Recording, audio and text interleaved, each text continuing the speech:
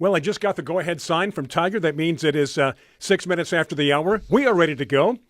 A nice long warm-up in the studio before the actual broadcast. But welcome once again. Happy weekend. Welcome to your weekend here. Garden America, Brian Main, John Begnasco, Tiger Palafox. A couple of nice comments before the show. Looking forward to spending part of their Saturday morning with us, John. Yeah. You know, does this show ever remind you of an episode of Twilight Zone? Oh, in many ways. Because when you start the show or start watching Twilight Zone, you're never quite sure how it's going to end up. Yeah. And there's usually a lot of twists and turns and you're not sure where it's going. Plot variations, absolutely. Yeah. You don't even know the time frame it's in. Exactly. Yeah. Well, yeah, especially if you're listening on the radio because we were here last week. Exactly. Yeah, so Twilight Zone fans out there, we've been discussing Twilight Zone. Anyway, we're going to discuss gardening today, I think, and we've got a guest, and we're just ready to go. Gardening, maybe some rain coming our way. Gardening, rain. Do you remember the last time it rained? Yeah, other than just 1999 was it here, John, in San Diego? No, but it's almost a year, right? I was going to say, I feel like it's been almost a year because you got to think we're in the end of January, beginning of February now. Nothing. Last year we had a wet year. Oh, with the weeds everywhere. Right. 2 years. Last 2 years, right? Yeah. Right. So I would say it rained all the way up into April, maybe even May for us, right? So now if you think about it, from that time, we're only 3 months away from another year. From a year. And in the rain that we have in the forecast isn't even really rain. It's like a possibility of rain. Now, John's a big advocate of the Farmer's Almanac. Ha ha. Yeah. What did they say about this season? I have no idea. But I mean, what there some like publications or news or weather talking about what may happen? I don't remember them saying it's going to be a drought. They said it was a La Nina year. As opposed to La Nino. El Nino. El Nino. Thank you. Yeah. Which means dry? La Nina means dry for us. But it means it's 3 years in a row of rain for Northern California. Correct. Right? Yep. Yeah, and they're getting it. Yeah. Like they are getting it. Yeah. We are not. So that's kind of a weird. Good for you. Yeah. Hey. Yeah. No, we it's always good to get the rain. And that's we're living here in this desert. This is a desert. Mm-hmm. Which is one big reason why the fires get out of control so quickly. Yeah. People forget that how many native trees do we really have here in California? 2 or 3. Southern California, yeah. Right, 2 or 3. Everything else was brought in here. This is an arid desert right to the water, right to the ocean. Arid. What about Torrey pines?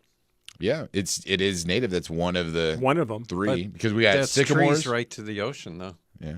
Yeah, but I mean, for the most part, it's not a forest or a jungle. It's not like we cut down trees. I have to agree with you there. It's neither a forest nor a jungle.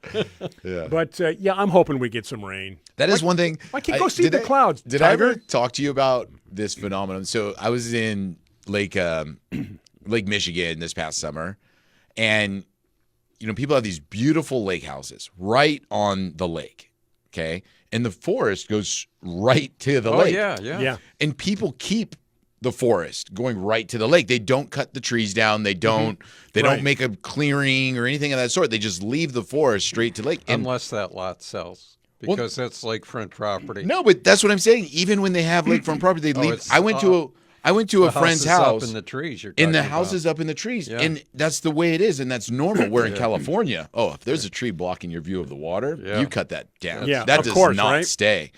And I'm so amazed. And I asked, I said, why don't you clear out these trees? And he's like, why would I? I'm like, because then you could see the lake. He's like, I can see the lake. Fine. I don't need to cut down all these trees. They'd rather have the shade. They would rather have the shade. Yeah. They would rather be in the trees. It's a different mentality. Very much so. Yeah. Plus, I would say almost anywhere in Michigan, you're less than 30 minutes from a lake. Yeah. So it's not a big deal. The time. It's not a big deal. Right. And also, it probably provides them some sense of protection because if you're fully exposed to that lake during the winter, that's probably not good either. Right. That's, that wind howling off of that frozen lake and right up to your house. You probably want that barrier of shrubbery trees to break up some of that too. A lot of our listeners are online talking about the camellias that are beginning to bloom now. Oh, yeah? Yeah. Carla sent in a picture of her Nucio's Pearl camellia that we Nice. put in the newsletter. Yeah, that was nice. And this is just about the beginning of camellia season, right, Tiger? Yeah, I mean, like we the talked about. the sun camellia started late last fall, Right. but now the camellia japonicas are Japonicas. beginning to bloom. Yeah, and it's a funny thing when you start to see them bloom, but it's also 77 degrees outside and sunny.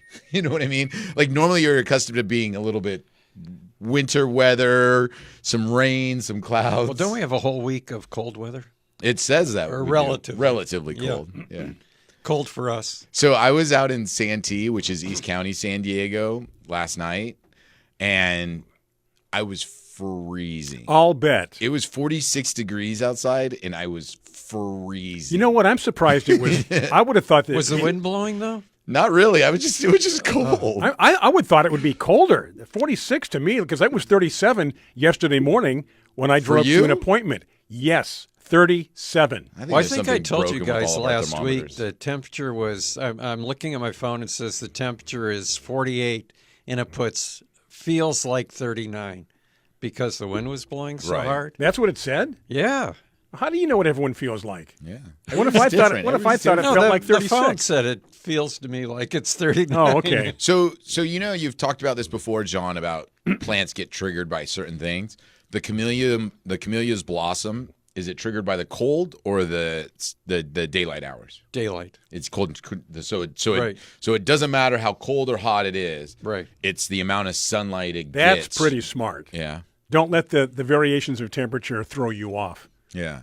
But it's different, right? Some plants are different like that. Some are controlled by the cold or heat. Well, but, dormancy is controlled by either one. Mm-hmm. And the same thing with blooming on some plants. Cymbidiums is one. That's why you can't grow cymbidiums indoors, right. unless you've got a cold porch or something. If they don't get cool nighttime temperatures, they're not going to bloom. I have mine budded up right now. Do you? Yep. Can't wait. Yeah. I love them. I like there's so many new hybrids in cymbidiums, almost like with Phalaenopsis orchids, but they're not as easy to find, because you need that cool temperature. You don't see them in supermarkets as much as you usually do. I just like it because it's one of those ones that you can put outside and Yeah. just be very successful with. Yeah. You can't. It's. Like I think if you put a Phalaenopsis outside, it's going to be dead. exactly. But Cymbidium, you can put it outside, protected area. You're going to be successful. You're going to love it. I had this one house that I used to go to, and they used to have these big, almost like 24-inch sized plastic terracotta pots, about 20 of them, just filled with different Cymbidiums. It was amazing when they were all in bloom. We got a couple of minutes to the break. Two things to attend to right now. First of all, we'll tease our guest, but after John's quote of the week, and we'll talk about who we're going to be talking to this morning here on Garden America. John, you're ripe and ready to go, aren't you? I've got it right here. Good for you. The quote's by one of the people you admire most, Brian Rachel Carson. Rachel Carson. Yeah. Call her Rach in the neighborhood. Hey, how you doing, Rach? And she said, those who contemplate the beauty of the earth find reserves of strength that will endure as long as life lasts. I wonder where she got that quote from. She made it up, Brian. Did she? Yes, Good she for did. her. All right, Tiger, somebody we've had on before. If you get the newsletter, by the way, you know what we're going to be talking about. You saw his picture. You saw John's articles. You saw other pictures. You saw pictures that people sent us from what's growing in their garden. You've got to get the newsletter. Go to gardenamerica.com and sign up for the newsletter. Lots of pictures. Yeah, lots Also images. of images. Yes, images. Yeah, but we're going to be having Greg Rubin. Greg Rubin's Rubin. going to be joining us, a wonderful native planting advocate here in Southern California. Is going to help us maybe debunk some myths in terms of fire protection, in terms of planting. Love debunking. All that It's kind going of to be stuff. a debunking show. I had to look twice when I saw who was going to be on. His name again? Greg Rubin. Yeah, Greg Rubin. I grew up with a Gary Rubin. I went to high school, elementary school, I think it was his dad. junior high school, but I had to look twice at that name. I'm thinking, what does Gary know about this kind of stuff?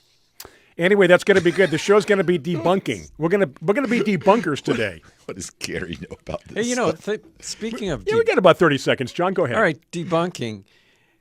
If you're out there doing Google searches, the first thing that comes up now is AI. Mm-hmm. And I want to warn our listeners that a lot of those things that you see first that answer your questions are wrong. Well, it's kind of like Wikipedia, right? Wikipedia, because anybody can add to Wikipedia.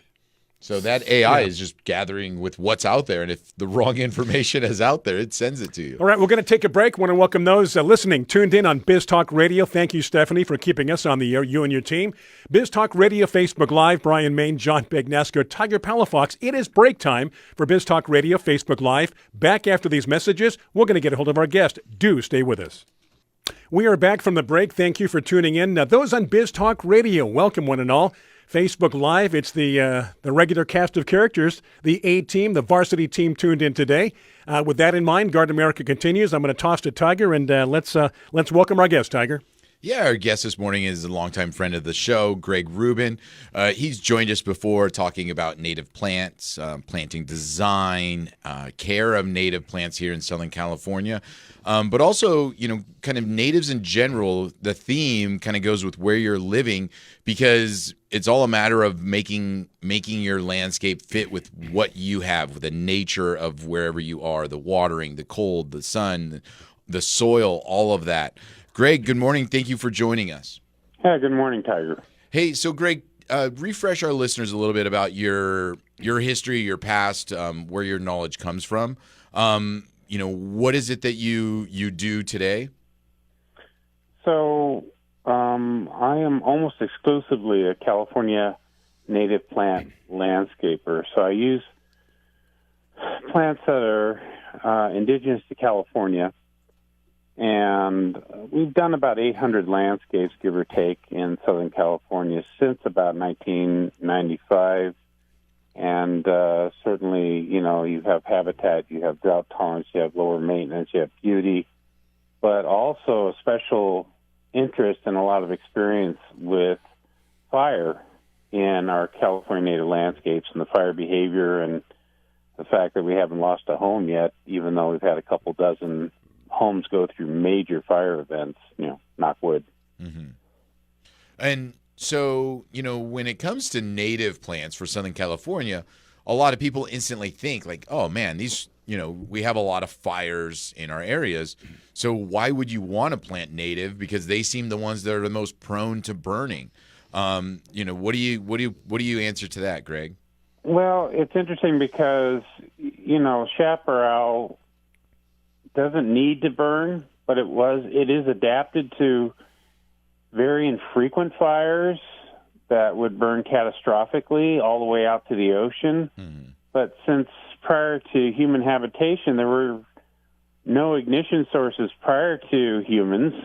There was lightning, all right, but how often do you have lightning during a Santa Ana wind event? Right. So it was a rare convergence of factors that would actually cause one of these fires to happen. And so they've gotten this reputation for being fire bombs, like you're going to plant a native plant next to your house and it will spontaneously burst into flames and burn down your house. Well, actually what we discovered is that if you give them very light hydration on the level of a summer thunderstorm, maybe 3 times a month during the warm weather, they can actually become quite fire resistant. Some of the most fire resistant materials we might have are actually native plants that have been hydrated, and it takes so little water to actually hydrate a native plant. And so when you say, hydrating a native plant, you're just talking about, the watering of them, whether it by hand or by irrigation. And, as you mentioned, this isn't something that has to happen 3 to 4 times a week in order to get that level of hydration. This is something that, you can do kind of infrequently, but you just don't want it to turn into the dry brush that a native plant would normally turn into in the summertime, right? Yeah, with this light, thunderstorm level watering, the hydration actually replaces a lot of the oils that would sustain these plants in the absence of any supplemental, water. And so, and they hold on to it in the face of flames. So like I said, we've had about 24 homes go through major fire events. I mean, we're talking Cedar, Witch Creek, Harris, and, knock wood, we haven't lost a single house yet. And we have a pretty good idea what's going on, both mechanically and, how the fire reacts to when it hits this native vegetation. And it's been very, very gratifying, successful, and we actually tested it in a 4-year research project for the U.S. Navy. And so in some of that research, did you guys look at specific plants or just groups of plants? How did you guys evaluate that? So it's interesting. Yes, I mean, we targeted a few different species because we looked at different scenarios: lightly irrigated, planted native landscape, thinned chaparral, and then unmodified control. And what we found was that the lightly irrigated landscapes consistently in many different scenarios, the lightly irrigated native landscape actually had the slowest rate of fire spread. And it was a very significant difference compared to the unmodified chaparral and also the thinned chaparral.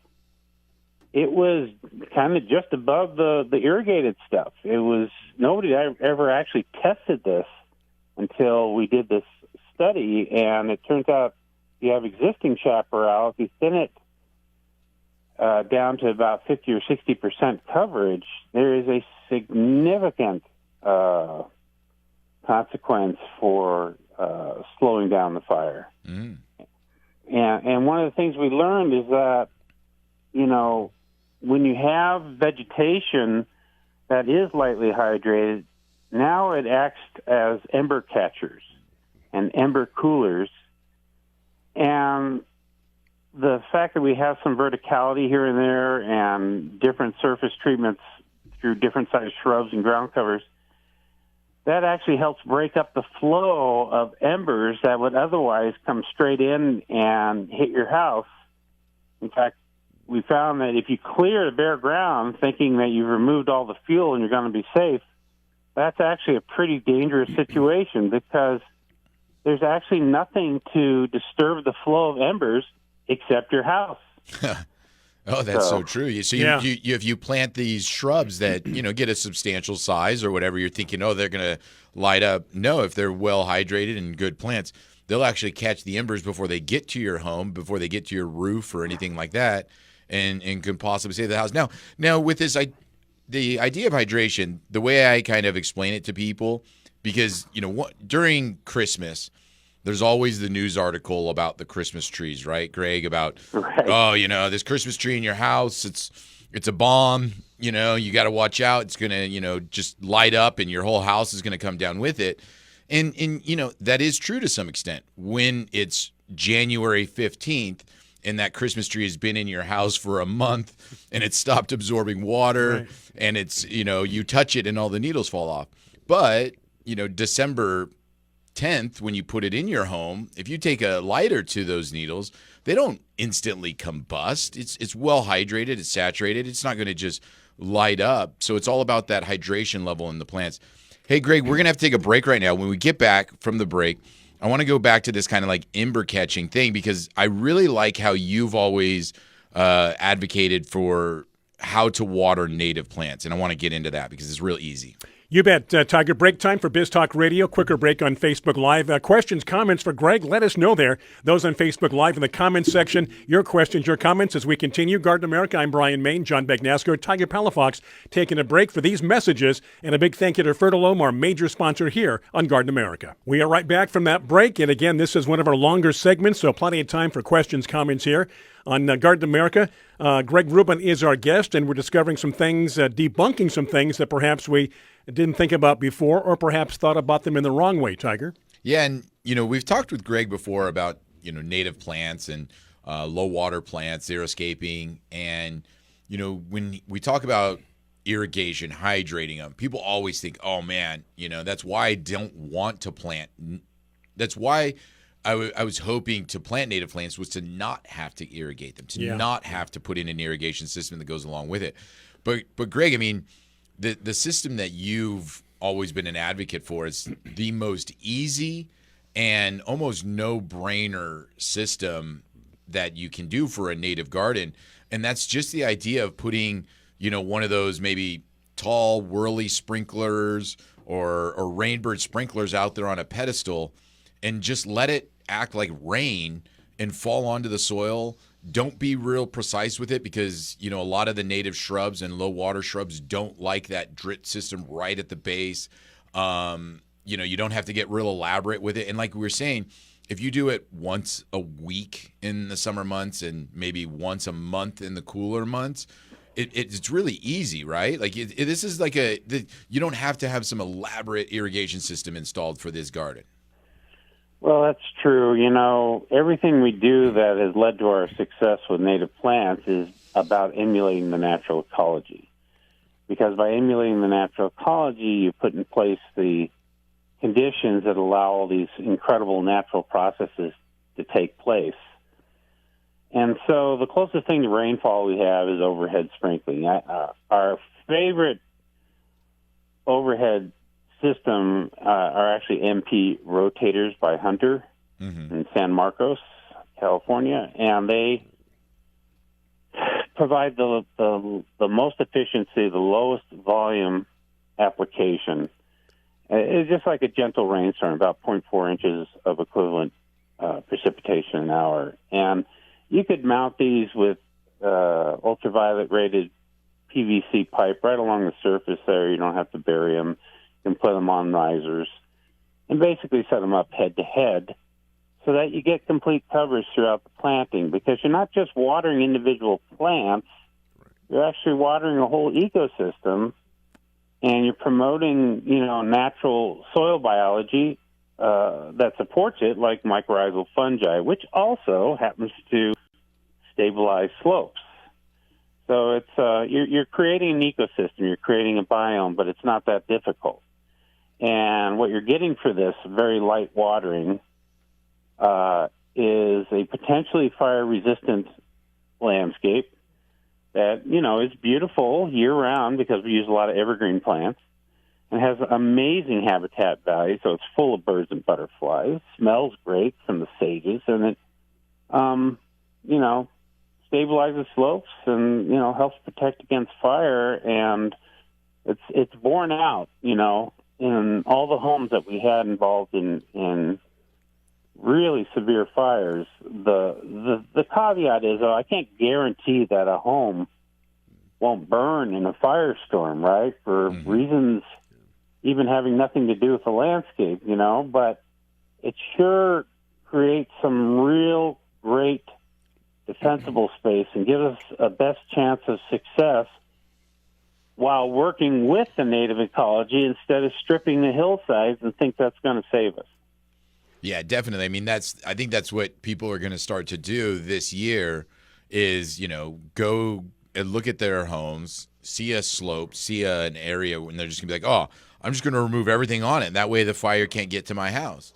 And, But usually it's embers in a lot of situations, oh, right? That's Absolutely, what Greg mentioned. It's not, if you clear the shrubs, now you're right, that hedge that's fully saturated with water, which would normally catch that ember and put it out before it got to your home, now you've opened it up and now it can get straight into, the eave of your house or your wooden furniture kind of on your back patio, or, some people still have those wood slatted roofs, kind of a thing. I don't even know if those are legal anymore in California, but I don't think there's a lot left after the last fires. Exactly. Yeah. Hey, Greg, what about those people that want to plant ice plants? What's your thoughts on that right up to the house? Yeah, so and one of the things I want to mention is that, most of our clients along the wildland urban interface have properties that are large enough to do all this treatment, on an individual basis. But when you have a situation like the Palisades or Eaton Canyon. You know, these homes are so closely packed together, not to mention that a lot of them are old homes that weren't really built to current fire standards. Okay, now it's a different situation, and you want to be creating these green belts around the whole community as your first line of defense. And a lot of people would be suggesting ice plant, right? Sure. I mean, that's kind of the natural go-to. Well, guess what? You would need 3 to 4 times the water to get ice plant to a point of fire resistance similar to what we achieve with natives. But it also burns, okay? And your Hottentot fig type ice plant, you know, develops a thatch underneath. And boy, does that stuff burn. I have photos of freeway fires of ice plant just burning away. So does red apple. Red apple burns in nice kind of round circles, you know, and so it's far from ideal, not to mention that it is really cruddy erosion control. In fact, it kind of helps pull down these slopes, and there's no mycorrhizal fungi associated, which helps stabilize the soil particles. And it's really horrible habitat, and it's just kind of boring and ugly. I mean, it's just, you know, we could do so much better and promote our native habitat and ecology instead of destroying it. And I don't know if you mentioned it. Sorry, I was posting the link for people to be able to see what the MP rotator sprinkler is. It's a link that takes them right to the Hunter Irrigation website. But also with the ice plant, you have to water it way more to keep it saturated, because you're right. Otherwise, it just dries out, and then all the good benefits. So, you know, it's funny that you mentioned these kind of fire breaks in communities, because they're building a lot here in the central San Diego area, Greg. And, you know, a lot of these 4 or 5 story complexes. And it's a neat process to see them build it, because you could see in the structure themselves where they put fire breaks in the structures, you know, so meaning, you know, there's certain walls that are designed, and if there's a fire in this apartment building and it's on this side, that firewall is designed to stop it from spreading through the whole building. So you're thinking of this more on a community level. Like, let's take our community and say, hey, you know, we need to put some kind of barrier in case, you know, this neighborhood starts to go. How is it that we get it from spreading to this neighborhood and then this neighborhood, and so on and so on? And, you know, I mean, urban planning and development, you know, hopefully in the future we'll start to, you know, incorporate some of those processes into the design, because you're right. I mean, that is the biggest problem that happened up there in LA, is that it just went through so quick because there was no check. There was no way for it to stop it. Yeah. Yeah, if you do it this way with these native green belts that are lightly irrigated, it's a win-win, right? Mm-hmm. It looks beautiful. You have local character, local sense of identity, and then you get the fire-resistant benefits. You get birds and butterflies, and it's a great transition from the, say, unmodified chaparral to the community. And you sort of see this in a lot of communities, but typically it's stuff like ice plant or lantana, right? Mm-hmm. And they just don't, on the same amount of water, they would not exhibit the same level of fire resistance that the natives are. Takes so much less water to hydrate them. Yeah. And it would be so beautiful. Yeah, I was going to say, and you know, the beauty that you get behind it is also another aspect of it that is, you know, not achievable with those. Hey, Greg, in about a minute, we're going to take another break, but I'd like to give our listeners actually some plants, because, you know, like you've said, you've done a lot of research in this. You've worked with a lot of organizations, establishing, you know, what are some of these processes about, you know, making your landscape. But let's start giving our listeners an opportunity to actually write down some of the varieties that maybe you recommend. You know, you talked about some of the things like screening some of the embers. What are some shrubs that you would recommend to actually get to that height and achieve that goal? But we're going to take a break right now. When we get back, we'll continue chatting with Greg Rubin. Break for Biz Talk Radio. Quicker break here on Facebook Live. Big thank you to Fertilome. Thank you for sponsoring us. And, of course, our many other sponsors on Biz Talk Radio. Stay tuned. We are coming right back with Greg. This is Garden America.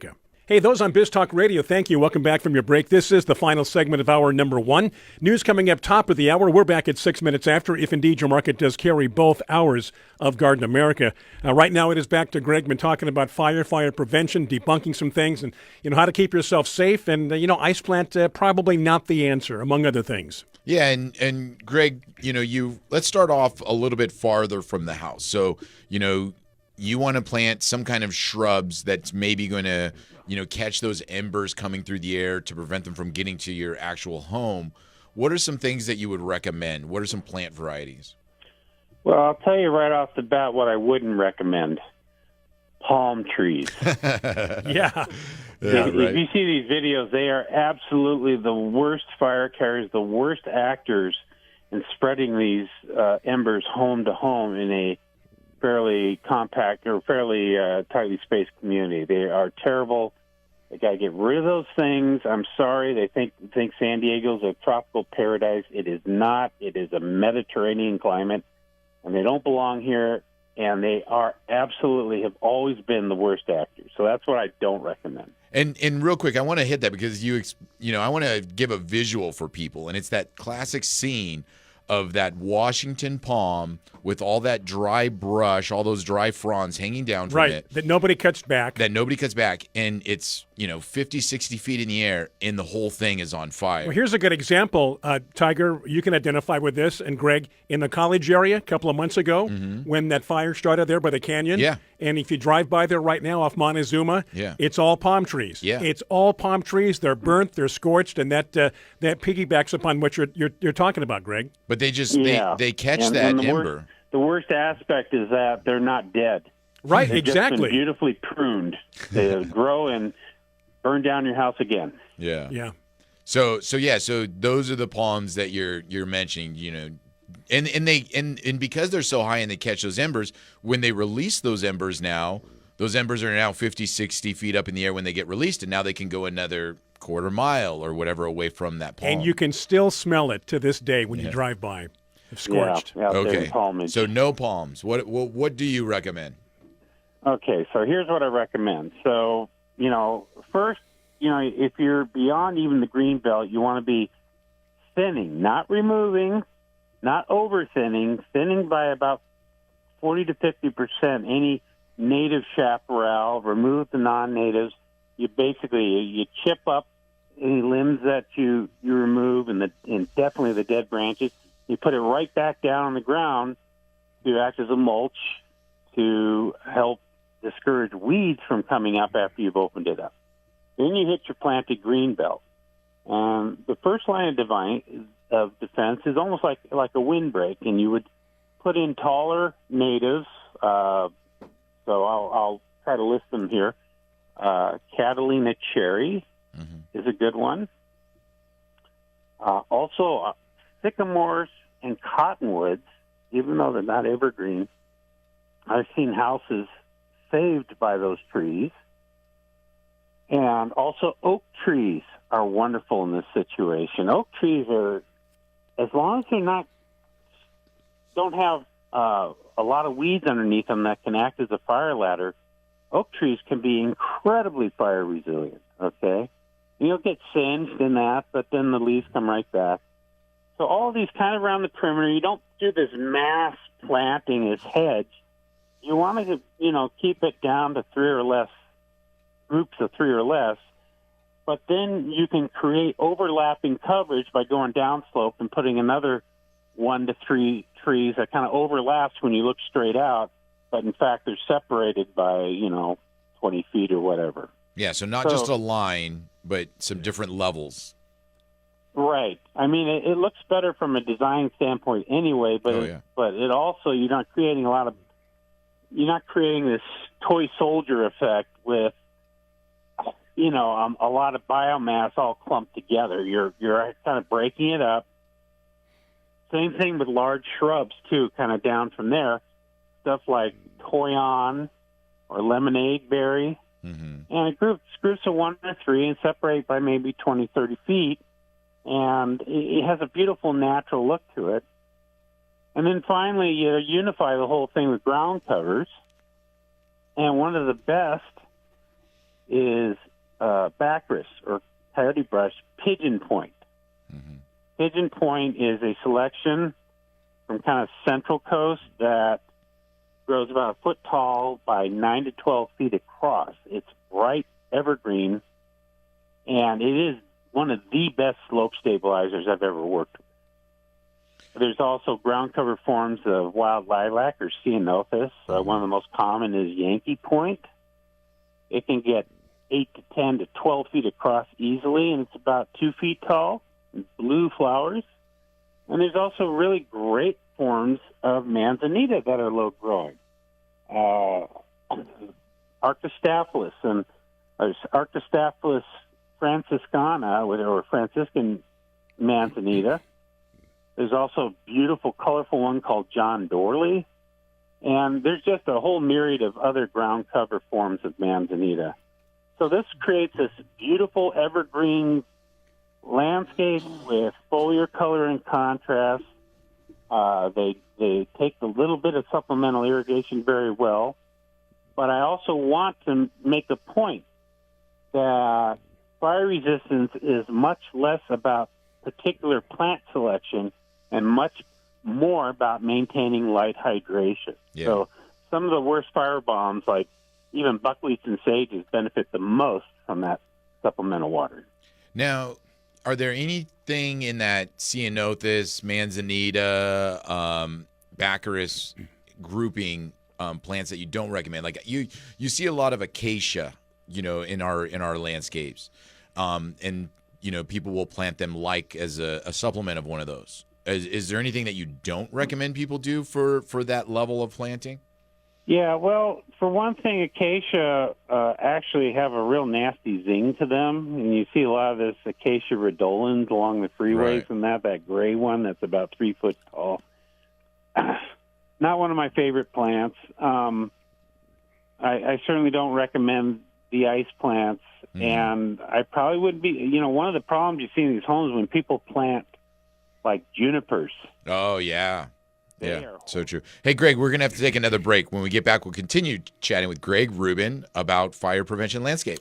Absolutely, and coming up top of the hour for Biz Talk Radio News, we come back at just about 6 minutes after. We're going to hold Greg over a topic, obviously, that we're all very much interested in. Hopefully you're learning something, and hopefully we've debunked some things that maybe you had a thought process prior to the show this morning. So again, we are going to take a break for Biz Talk Radio, quicker break here on Facebook Live. Do stay with us. Questions, comments for Greg right there on our Facebook page. I'm Brian Main, John Bagnesco, Tiger Palafox. Thank you for tuning in. Happy weekend. This is Garden America. All righty, we are back. Those on Biz Talk Radio, if you're just joining us for Hour 2, welcome. You can always go to our Facebook page, Garden America Radio Show.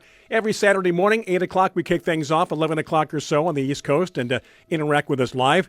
Been talking about fires this morning and native plants and the best way to surround your home with what you should be growing, not what somebody else told you to grow. Ice plants, not a good idea. Learning a lot this morning, Tiger, as we come back with Greg. Yeah, and before the break, we were talking with Greg, and he was mentioning some of those level of plantings that maybe you don't recommend. And you hit one that I think still exists in some people's landscapes, kind of an older generation of plant, but the juniper, right? The trailing juniper, a lot of people will plant slopes and hillsides with that. It's an evergreen, but at the same time, it's very tough to stay hydrated. And even when it is hydrated, there's a lot of dry brush underneath it, right, Greg?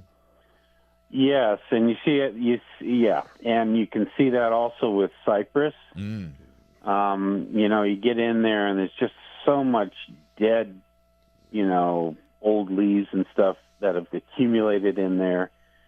So, people like to plant like Italian cypress right around the house too. And they're just not the best actors. And one home of a couple of dozen we had that got some scorching on it was not from the natives planted all around. It was from the junipers around the top. So in pine trees, too, you want to back those off. You don't want those within maybe 20 feet of the home.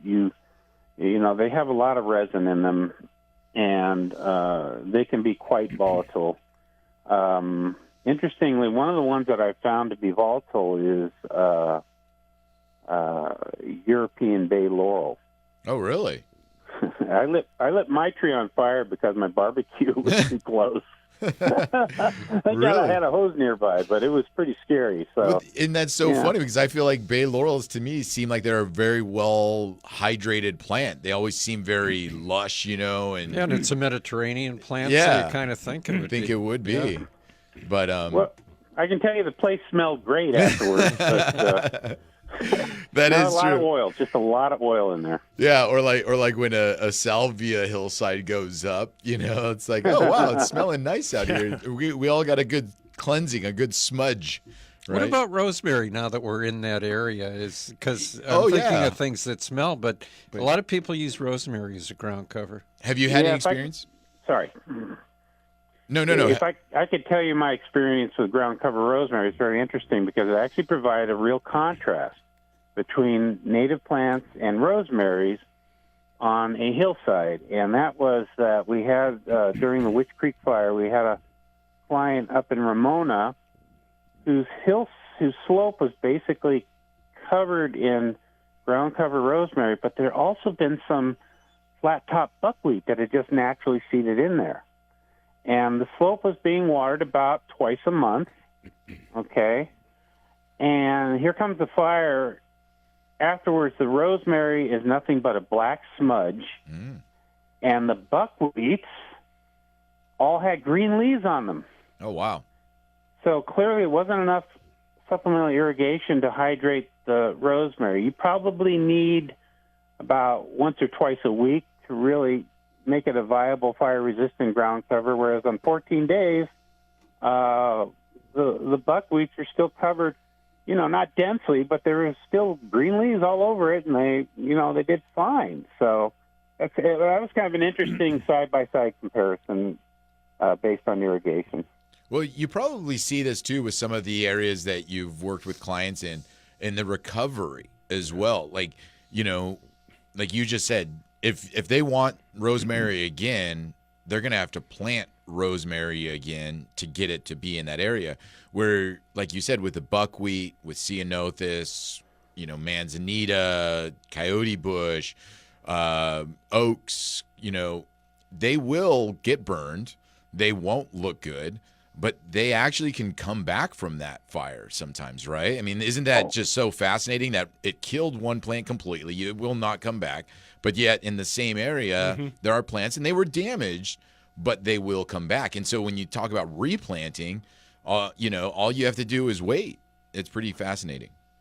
Yes, and actually I had another property in Ramona during the Witch Creek fire where the client had a giant wooden deck at the back. We didn't build that, but that's what they had, and we had the hillside covered in a very similar fashion with ground covers, shrubs, a couple of trees at the base, and the plants were singed, but they all survived and came back rather rapidly, and it didn't generate enough heat to burn this huge wooden deck.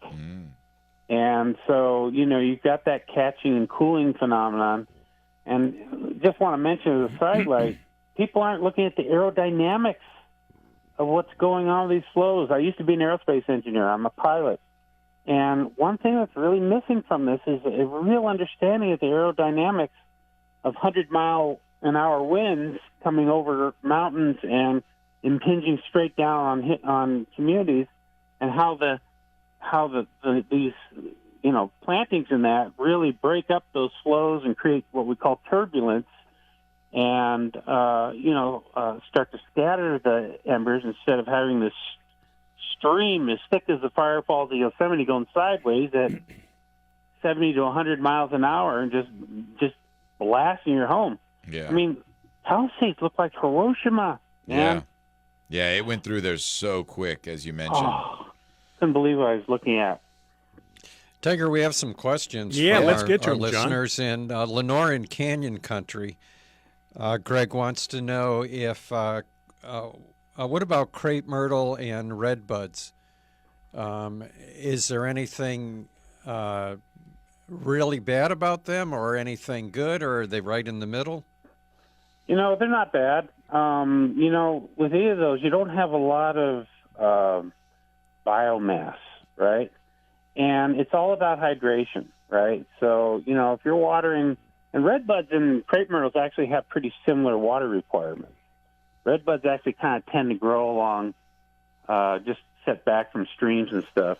And so if you're watering them, again, I can't guarantee your house won't burn. But if you're watering them, about once a week on established plants, that's usually pretty good. And, I wouldn't go out of my way to remove the crepe myrtle. Okay. And then Carla in Huntington Beach wants to know if there are some salvias that would be beneficial.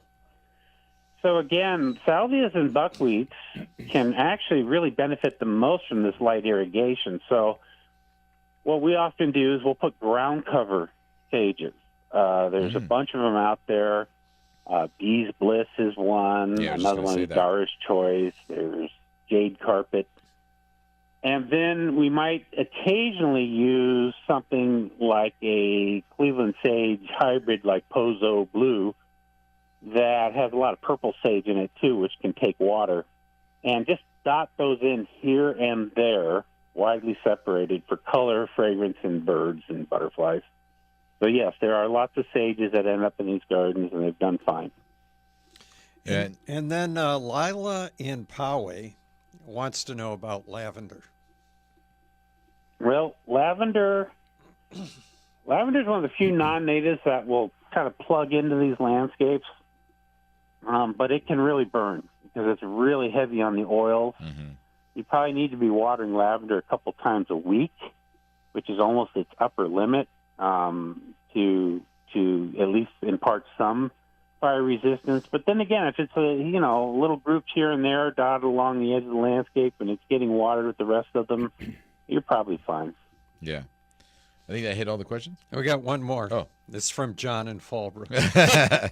And it has nothing to do with the topic. It's just that a native that I'm fascinated with, and I have a feeling I can't grow it. But since Greg's the expert, I'm just going to ask him. I'm fascinated with California peonies. Is it possible to grow those? Should I just enjoy them on my nature walks, or if it is possible, where could I get one? They're fascinatingly difficult.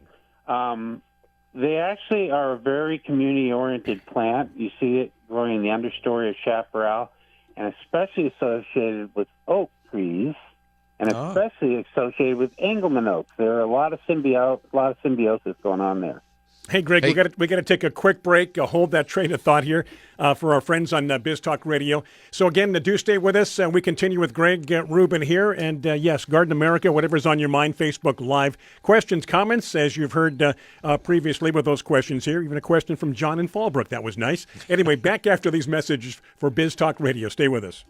It is Garden America just joining us. Thank you so much, those that have been with us since the very beginning. We do appreciate that as we continue learning about fires and learning what to plant, what not to plant, and the reasons why with the various shrubs and trees that we've discussed this morning, Tiger. Yeah, and Greg was just talking to John about, what was the plant that you wanted? California peonies. California peonies. And you do have that area down on the lower edge maybe that would work, right? A big community of California natives down below. Yeah, I was wondering, though, about the area right by my driveway that's not under irrigation and is mostly DG, and I was wondering if they would grow in that It just area. sounds like they just need a community. They need a nice little family. Well, I of wasn't them. thinking about the symbiosis aspect of it. Yeah, exactly.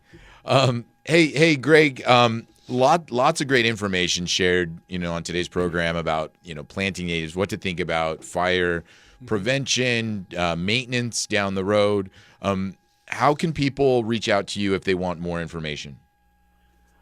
Yeah, thank you. So I think the method that we keep the most up to date is our company Facebook page.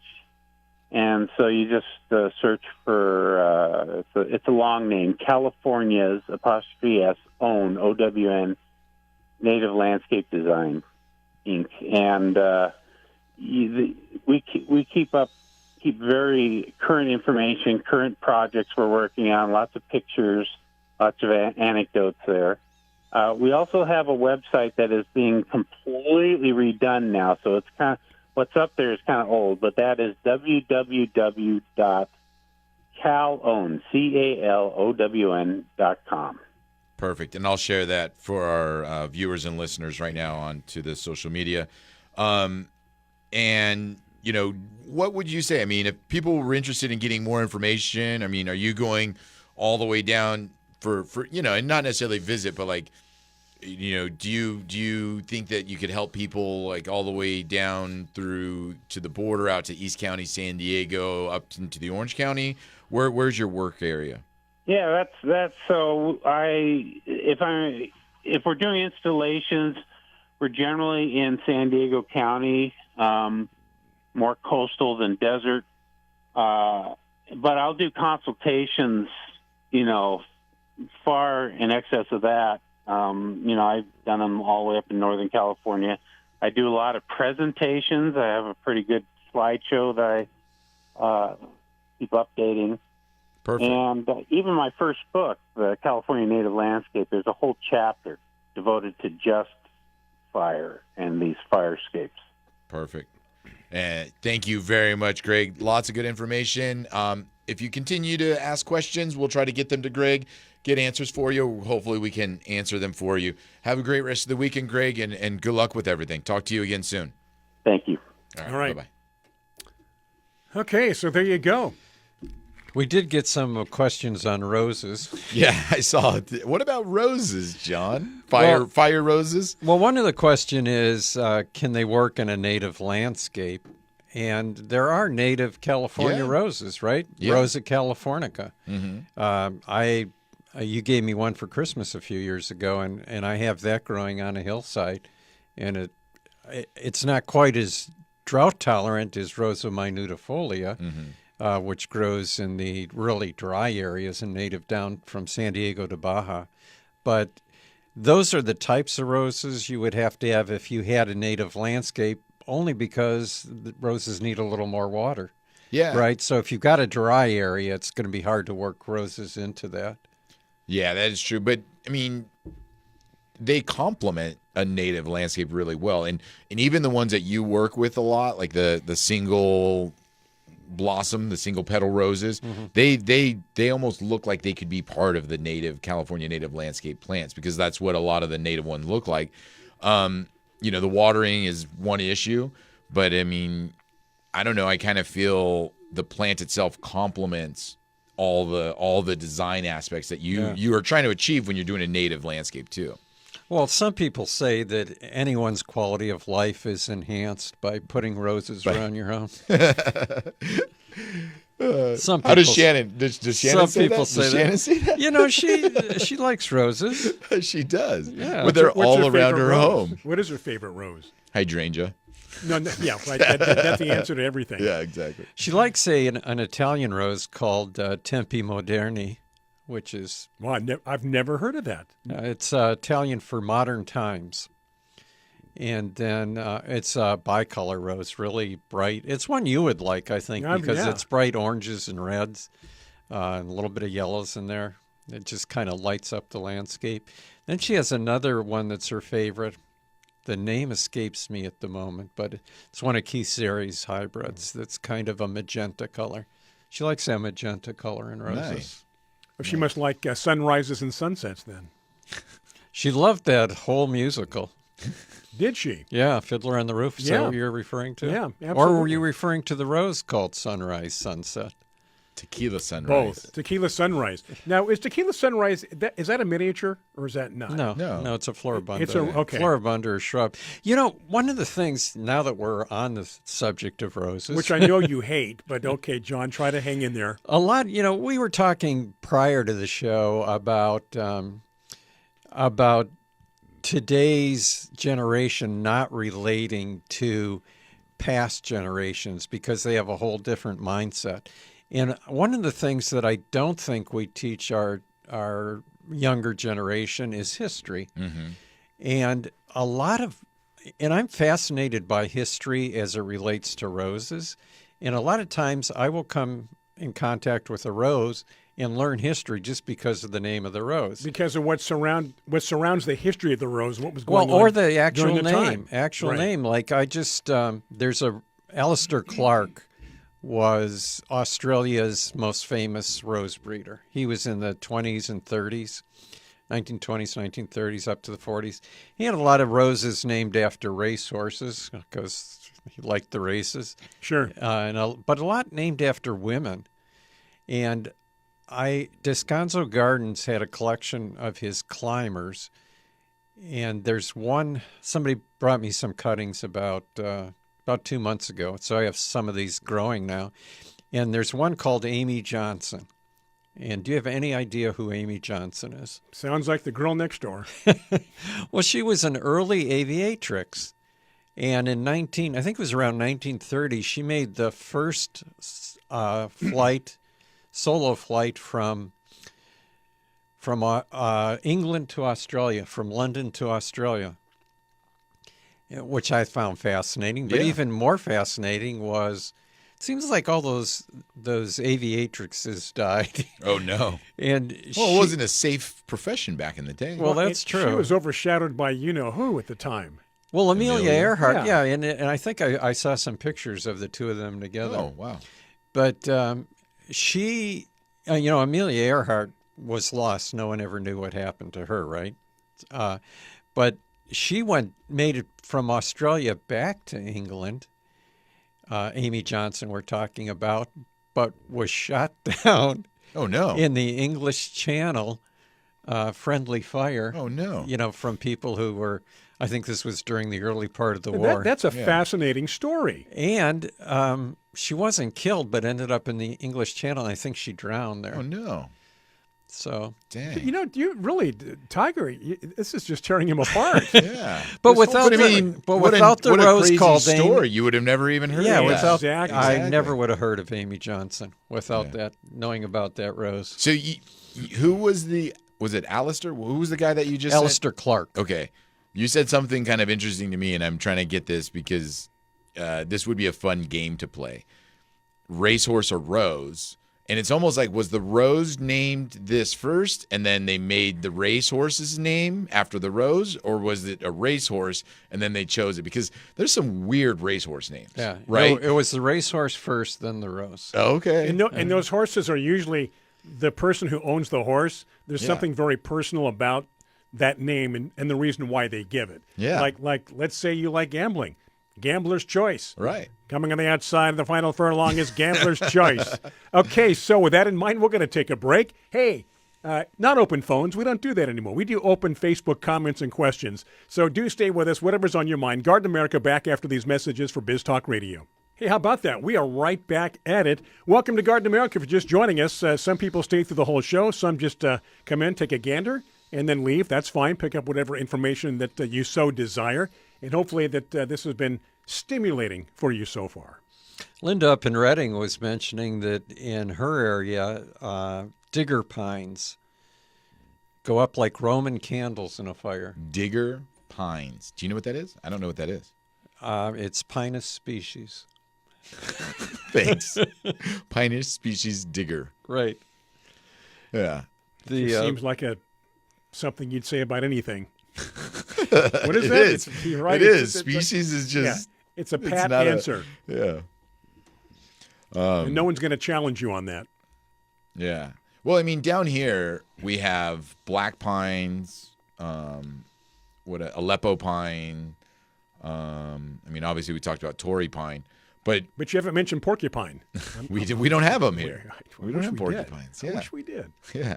But to what Greg was talking about, a lot of times the biggest issue is they get so much dead growth in the plant itself that, that's what goes up and that's what collects the embers. But if you lace it out, if you keep it thin, hopefully it won't gather that growth. He talked about palm trees. You know what really bugs me about palm trees? I mean, I do like them. I mean, not for the fire thing, but yeah, they add a nice tropical look. If you're driving around town, and you see this, Yeah. and those dead fronds are hanging, and they look terrible. Oh. I mean, it's just like, come on. Rats? Yeah. fire hazard, every reason to take care of those, but you see it, they're just left alone. You know, this probably isn't fair since Greg's not here to defend himself, but I'm wondering if that generalization might be too broad to mention palm trees. Yeah, because I mean, there's hundreds and hundreds of varieties of palms. yeah, And the one, like Kentia isn't going to have that problem. right, and there's dwarf palms and there's cycads and things that I think personally think they add to our landscape. Oh, I like palms. You know that. And Washingtonias that have the skirt are the bad ones, but aren't they native? Washington, I think Mexico. You know what I mean? I think they're closely native. Well, I know Washingtonia robusta are native to Mexico, right? So you're But saying Washingtonia foliifera Is isn't that the one that's native to the Palm Springs area? but I don't know about that. That would be good to research that. I don't know. It may not be native, but I do know that there are, some canyons in Palm Right. Springs that So have what them. Tiger's saying is if the border was a little further south, then they would be native. No, that is a big. So would a thing, lot right? of people. Yeah, exactly. But you're right, because also, I mean, if we go to the other side, like I just mentioned, king palms, Kentia palms, those self-cleaning, Right. They're clean. They don't have the same problem as the Washingtonia palms or the Canariensis that develop that skirt of just dry brush and all of that. Right. And like you said, dwarf palms also that don't even get tall enough to kind of create that problem out there. And, they do add to our landscape here in Southern California. They are drought tolerant. Uh-huh. Yeah. I mean, you see those Washingtonians grow in cracks and sidewalks all by Oh themselves. my gosh, that's probably the biggest weed on my property. Oh my gosh. And you know what they say? We don't need no stinking water. It's funny because I am so fascinated by plant reproduction by seedlings. Like I've talked about this before. Like, why is it that we don't see avocados just growing everywhere in Fallbrook? Like there's thousands on of their own, like yeah, out like of there's control. there's thousands of acres of orchard up there. Why have we not just seen them develop and grow naturally throughout Fallbrook? That is one plant that at the base of it, those seedlings will come up so quick, and so many of them wherever they are, it has no problem reproducing. We are in its perfect climate for So that. are you saying I shouldn't plant those 5 on my hill? Yeah, exactly.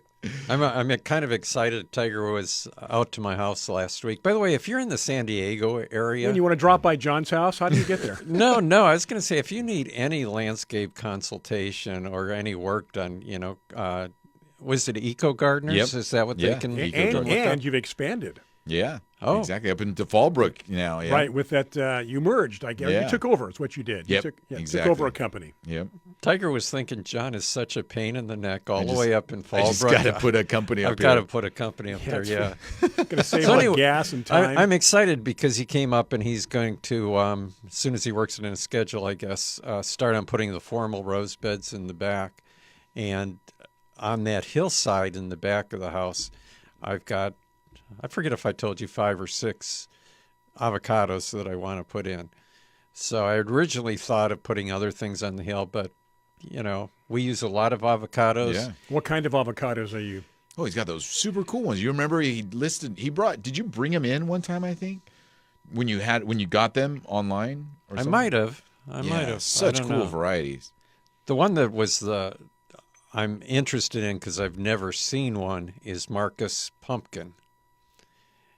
And I think that might be more of a West Indian type avocado, which are going to be the most tender for our area. The Guatemalans are also tender. Those are like the Haas, but not as tender as the West Indian.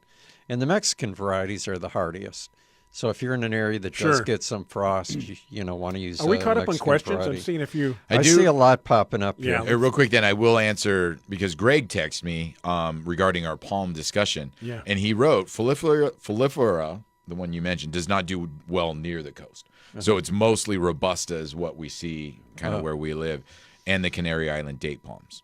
Yeah. So he was just saying, and Right. Folifera is native. He did say that, yeah. Okay. Yeah. So stop. You're both right. Exactly. All right. I was pretty sure that's what he was referring to. Yeah. But all right, scroll back up. What do we got, John?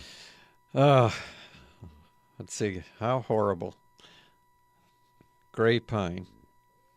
Poor Amy Johnson. Okay, John in Newport Beach says he's got daffodils and paper whites already blooming. Yeah, so do I. They should be blooming now, right? Yeah, so that's not unusual.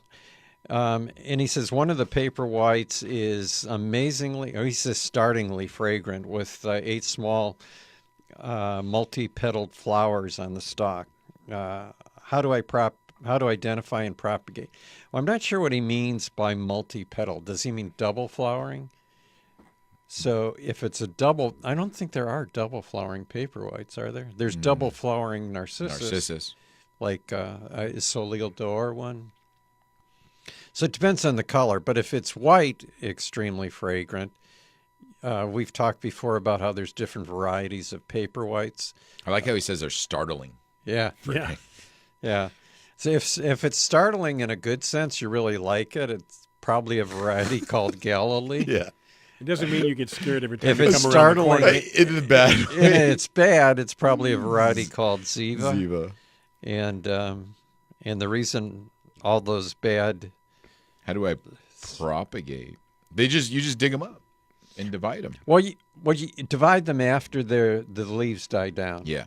Because They need to go through that full cycle. on any of those bulbs, after they bloom, they have to replenish the bulb, and they do that by photosynthesizing through the leaves.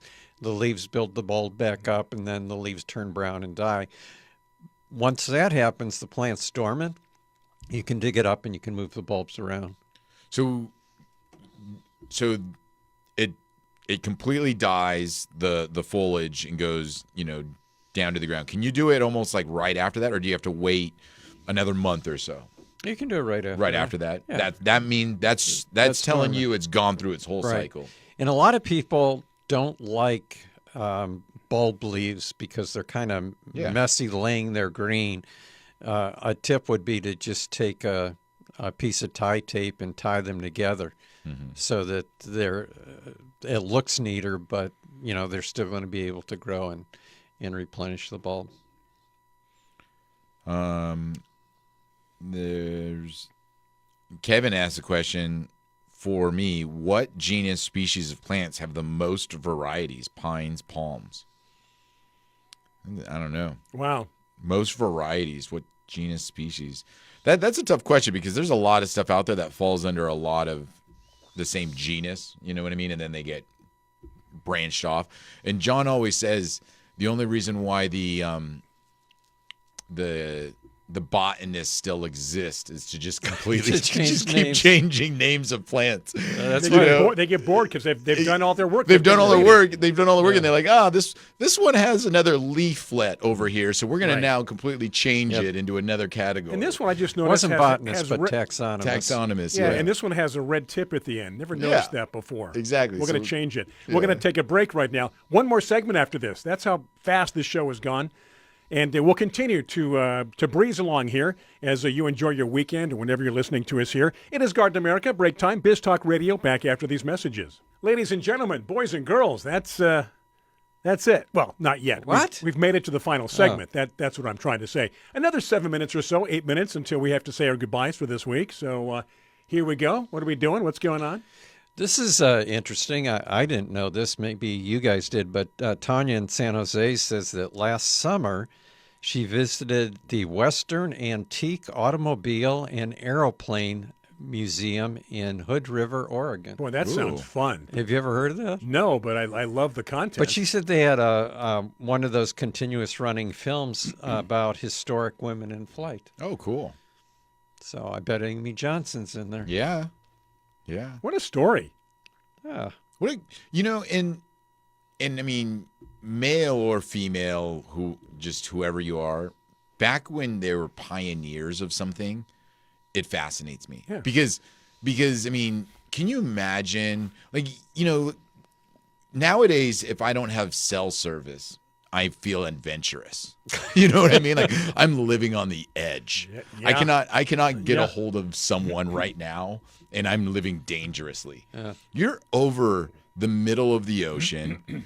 Your devices that are telling you direction are Sometimes they work. rudimentary at Sometimes best. they don't. You know, you have zero contact with anyone else, and you're out there all alone, like for such a long period of time. You know, it's when amazing. you mention pioneers and people trying things for the first Yeah. time, whether it's an invention, whether it's trying a food. There was a guy, I believe he was a Frenchman, and he was developing the first parachute. And I think How he would scary! well, I think he would throw things off weighted with shoes. Yeah. Okay. So then But- he says, you know what I'm going to do? I want to jump off the Eiffel Tower with my parachute.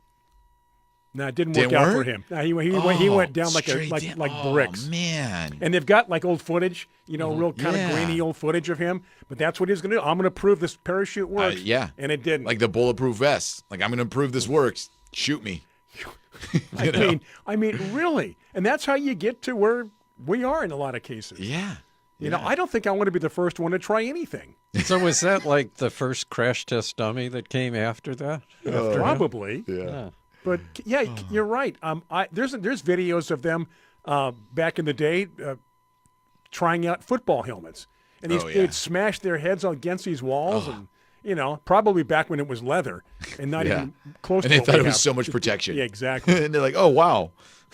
Lenore wants to know how long how long we need to keep the daffodil leaves after flowering. That's what we were saying. Yeah, they forever needed- until they turn brown. Yeah. Completely brown, and then you can clear them I out. think you said forever and a day, didn't you? Yeah.